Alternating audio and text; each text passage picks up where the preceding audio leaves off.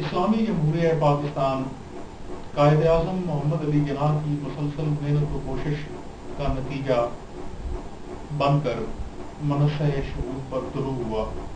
یہ وہ وطن ہے کہ جس کی خاطر ہمارے آباء و اجداد نے اپنی جانوں کا نذرانہ پیش کیا تاکہ ہم اس خطے میں اسلامی جمہوریہ پاکستان کی سنہری مسلمہ اسلامی اقدار و روایات کے فروغ کے لیے کام کر سکیں اور جمہوریت کا ایک ایسا سورج طلوع ہو کہ جس میں سب کو بنیادی انسانی حقوق ملے، ترقی اور خوشحالی کا ایک ایسا خواب شرمندہ تعبیر ہو کہ جس کی خاطر صدیوں سے یہ کاوش کی جا رہی تھی۔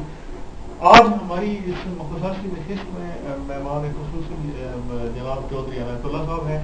چودھری عنایت اللہ صاحب نے جمہوریت کو اپنا موضوع بنایا اور اس حوالے سے 9 کتابیں منظر عام پر آ چکی ہیں، اور آج یہ ہمارے درمیان موجود ہیں۔ ہم ان سے یہ پوچھنا چاہیں گے کہ آپ کیا سمجھتے ہیں کہ 1947 کے بعد سے لے کر اب تک پاکستان میں اسلامی جمہوریت کیوں نہیں پنپ سکی؟ اس کی کیا وجوہات ہے؟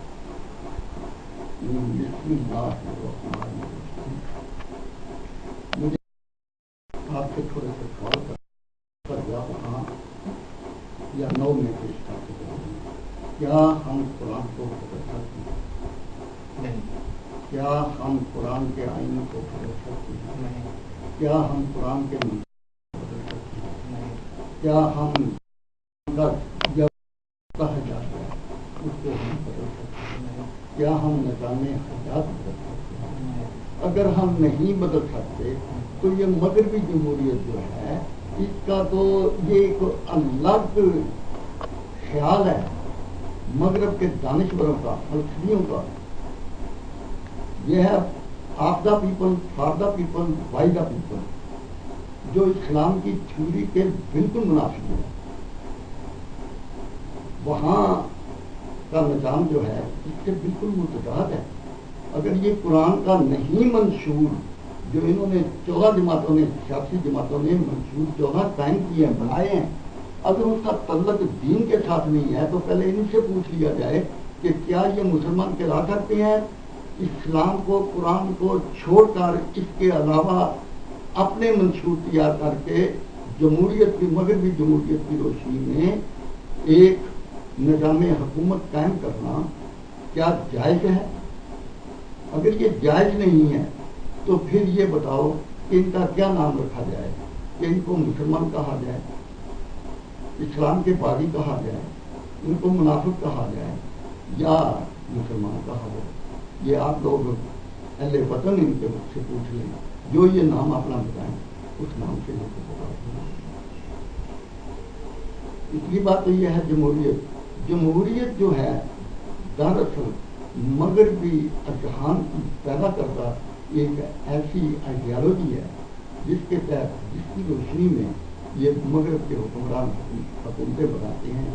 اس میں صرف یہ اس طرح کا نظام ہے جس میں صرف سرمایہ دار، جگیردار یا دولت مند یا مادہ ترقی کا حامل جو ہے آدمی وہی حصہ لے سکتا ہے، جس کا تعلق عوام الناس سے اس طرح کا ہو کہ وہ ان کے حق جائنے کا احترام کرتا رہے اور ان کو خوش رکھے اور اپنے ساتھ ایسے لوگوں کو اکٹھا کر کے رکھے کہ جب الیکشن آئے تو ان سے وہ ووٹ رکھ سکتا ہے۔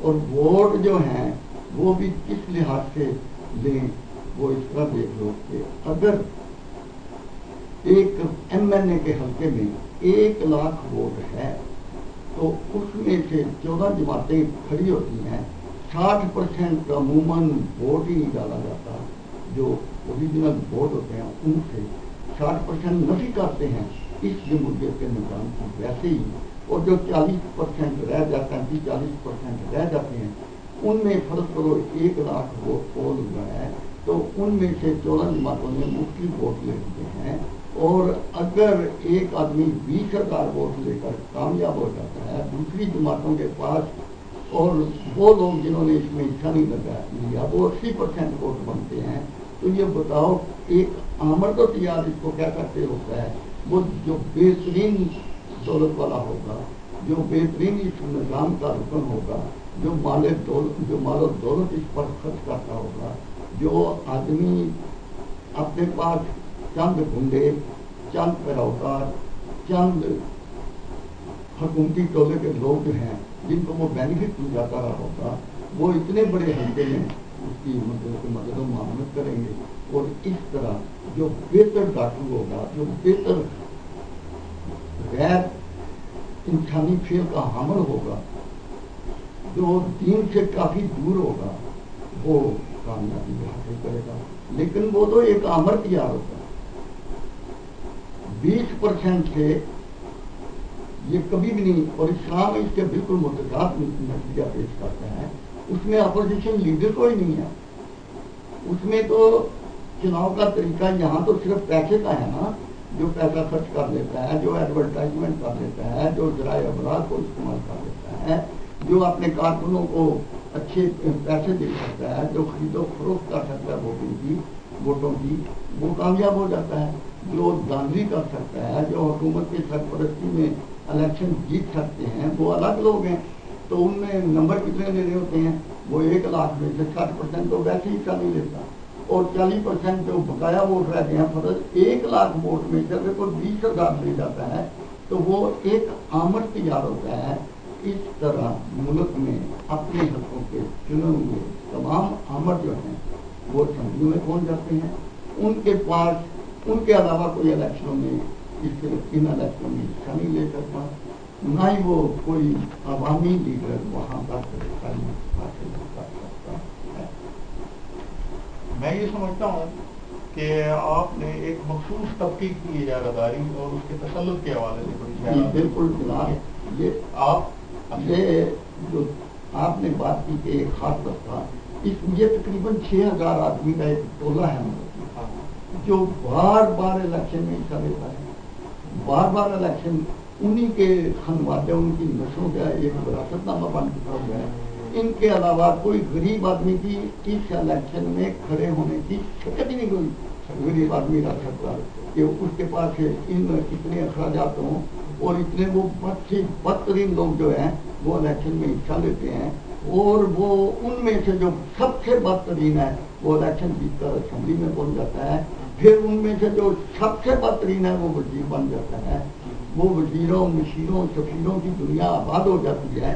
اور اس کے بعد جو بقایا بچتے ہیں، جو وزیر اعظم بننا ہے، وزیر اعلیٰ بننا ہے، گورنر بننا ہے، وہ ان سے سپر ڈگری کے لوگ کرپٹ ہوتے ہیں. انہوں نے وہ سودا بازی کر کے ہر اسٹیٹنگ کے ذریعے نظریہ ضرورت کے مطابق مختلف طور طریقوں سے انہوں نے ان مقام کو آپس میں بانٹ لینا ہوتا ہے. اور جو بولنے والا ہے یا جس سے ڈر اور خوف ہوتا ہے اس کو مطلب کہ بعض اوقات اس طرح بھی ہوتے ہیں، اس کی چند سیٹیں کیوں نہ ہو، اس کا منہ بند کرنے کے لیے کہ وہ عوام کی بات نہ کر سکے، ریالٹی کی وضاحت نہ کر سکے، اس کو گورنرشپ دے دیں گے. تو مولانا صاحب کو کوئی اچھے سے فضل الرحمان صاحب زندہ باد، ان کو جون سا بھی عہدہ مل جائے انہوں نے حکومت میں چنتا رہنا ہے اور اپنا پورا فائدہ اٹھانا ہے اور اس نظام کا حصہ بننا ہے جہاں عدل کشی کی بنیاد ہے. یہاں تو ہم نے اسلام میں یہ سیکھا کہ ہمارے جو بڑے بزرگ ہیں یا جو ہمارے رہنما ہیں یا جو ہمارے امیر المومنین ہیں، ان کا تعلق تو یہ ہے، ان کی زندگی تو ایسی ہے کہ بھائی وہ تو لوگوں کے ساتھ انصاف کرتے ہیں، لوگوں کے ساتھ انصاف کرتے ہیں، عدل کرتے ہیں، مساوات قائم کرتے ہیں، اور اپنی زندگی ان کی جو ہے وہ احسان والی زندگی ہوتی ہے. وہ اس طرح کہ وہ دوسروں سے اپنی ضروریات قدرے کم رکھتے ہیں تاکہ کوئی آدمی ان کے اوپر انگل نہ اٹھائے، ان کے کریکٹر کے اوپر. مسلمان کی جمہوریت، شرعی جمہوری نظام کا نظام جو ہے وہ اس مغربی جمہوریت کا تضاد ہے. یہ فلسفیوں کا، منطقیوں کا خود ساختہ ایک طریقہ کار ہے جس میں تمام جرائم پیشہ لوگ جو ہیں باری باری ایک اقتدار پر حاصل کرتے ہیں اور پہنچتے ہیں.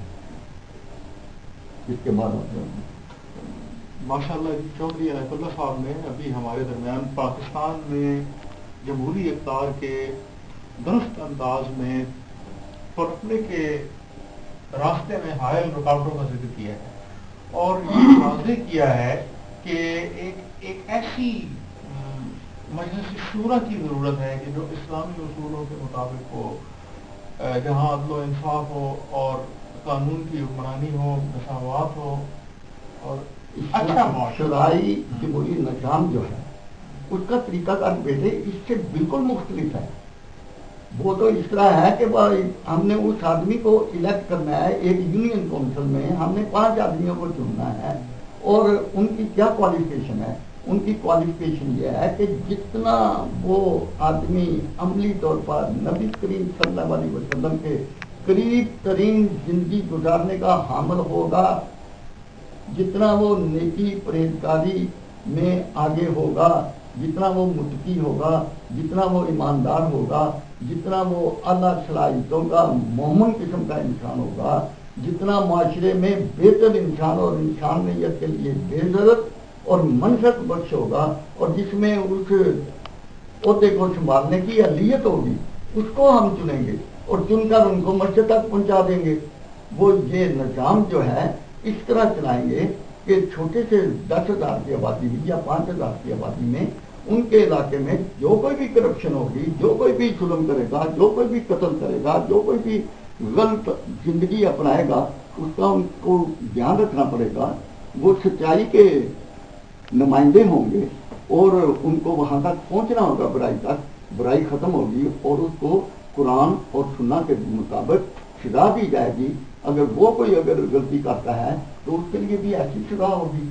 ये मुआशरा हमने इस तरह तरतीब देना है, एक ऐसा नमूना बनाना है जो बैनुल अक़वामी सतह पर इंसानियत के दिलों में उतरे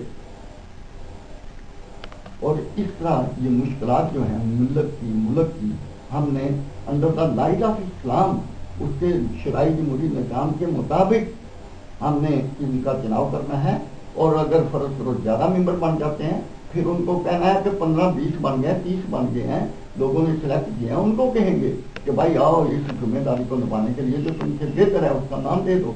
जब 5 आदमियों का नाम आ जाएगा तो वो कोई इस तरह का नहीं कि भाई कोई एक आदमी उसका नाम सिलेक्ट करेगा, फिर उसके ऊपर जो है वो उसकी सिक्योरिटी जमा कराई जाएगी, फिर उसके लिए कई कदगन होंगी, वो उसको मतलब कई केस माफ किए होंगे। नहीं, उसका तो वो देखना है कि वो शराबी नहीं है, जानी नहीं है, बदकार नहीं है, बेहया नहीं है, फहाशी का मुर्तकब नहीं है, अमानत और दयानत का मुजस्समा है, पाकीज़गी और तहारत उसके वजूद का हिस्सा है। हमने ऐसे लोगों को चुनना है और उनसे ये हम तवक्को रखेंगे कि वो सालिहीन होंगे और सालह का अमल करेंगे। और अगर इनके सपोर्टी रही हुकूमत, ये लुटेरे, राशन डाकू घर में पटवारियों को बुलाकर मिलों की कीमत जो लाखों रुपए की है वो मतलब हजारों रुपए की है, वो लाखों में लगवाएंगे और वो पैसे गवर्नमेंट के खजाने से लगाएंगे क्योंकि इक़्तिदार उन्हीं के हाथ में है। इसी तरह तमाम जितनी मुल्क की मीशत है इन लोगों ने आपस में बांट ली है और ये बांटते चले जाएंगे। ये मगरबी जमहूरियत इन हमें विरसा में मिली, ये अंग्रेज का तैयार करदा निज़ाम हुकूमत है जिससे ये पनपते चले आ रहे हैं। जगीरें हमने इनसे गजब कर सके, राशन ये हैं लुटेरे, इनसे लूटा हुआ माल हम नहीं ले सके। हमें ये हमेशा कहते हैं कि हाँ एक दूसरे का हम यूँ कर देंगे, हम उससे सब कुछ लेंगे। कभी नारा इस्लाम का लगाते हैं, कभी रोटी कपड़े मकान का लगाते हैं।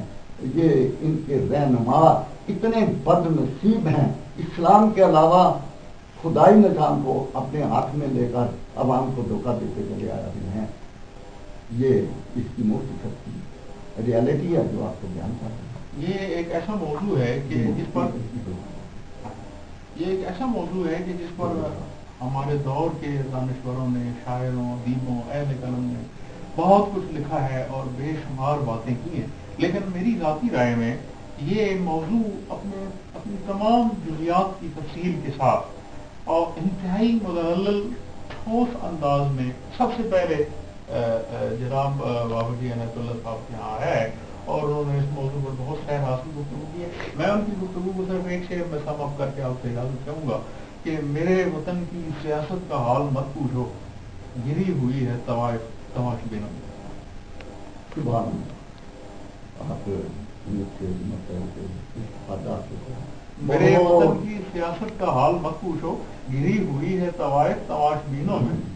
तो ये एक मौजू है, और ये मौजू तो बहुत सारे लोग आप ये जुदाई मशरकी और मगरबी पाकिस्तान से, इसके पीछे कौन सा हाथ था?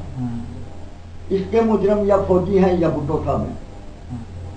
इन्होंने इलेक्शन कराया मशरकी पाकिस्तान का, जो शेख साहब थे, क्या नाम था भाई? मुजीबुर रहमान। उनकी पोजीशन ज्यादा बेहतर थी, ये हुकूमत में नहीं आ सकते थे। इन्होंने नारा लगाया, इधर तुम उधर हम इधर तुम, इस तरह की बात इन्होंने करके वो तमाम जो मतलब है कि जमहूरियत का ट्रैक था उसके अपने इक़्तिदार की खातिर उन्होंने मुल्क को दोलख किया। और उसमें वो मुजरम फौज के चंद जो बछड़े इक़्तिदार जर्नैल थे और उनके कोर कमांडर थे, जिन्होंने मतलब चंद कोर कमांडर और एक जर्नैल हमेशा 9 लाख फौज को कैदी बनाता चला आ रहा है, और उनकी मर्जी के खिलाफ हुक्मरान उनसे काम देता चला आ रहा है। अवाम उन्नास का खिताब करता चला आ रहा है। कोई फौजी ये नहीं चाहता था कि मुल्क दौलत हो, कोई अवामी आदमी नहीं चाहता था, अवाम नहीं चाहते थे कि मुल्क दौलत हो। ये इन्होंने हुकूमत बनाने के लिए और हुकूमत रोटी कपड़ा देने के लिए जो नारा लगाया था, और एक चार्मफुल नारे के साथ इन्होंने हुकूमत का रखाई की। ये फौज की पैदावार था जो फौज के खिलाफ बोला। भुट्टो साहब, जब अयूब साहब ने इसलिए इसको लिया था कि ये नवाब का बेटा था। कालाबाग को उन्होंने इसलिए लिया था कि वो एक नवाब था। वो जितने मुल्क के नवाब थे उन्होंने और सरमाएदारों को अपनी हुकूमत में लिया था। 10 साल तक उसके साथ ऐसे लूटते थे। फिर उसी के खिलाफ बोलकर इन्होंने नई जमात बनाई, रोटी कपड़ा का नारा लगाया। रोटी कपड़ा देने की बजाय इन्होंने इतना जुल्म किया, इस नाम पर इनका मजार शरीफ बन गया। मजार शरीफ, अब क्या कहूँ, उन वजूदों में जहाँ शामिल हुए जिन्होंने इस मुल्क के अंदर मुसलमान पैदा किए और जिन्होंने गुमराह किया, उनका भी मजार एक आ गया कि रोटी कपड़ा मकान का नारा देकर इन्होंने क्या किया भाई? इन्होंने एक मुल्क को तोड़ा, आधा किया, और उसके 6 मुल्क बना दिए। वफाकी हुकूमत उसी तरह रही, 4 सूबाई हुकूमतें बना दी। 4 सूबाई हुकूमतों में बेटे सोचो तो वजीर आला 4 गवर्नर, 4 स्पीकर, 4 असेंबलियों के MPA और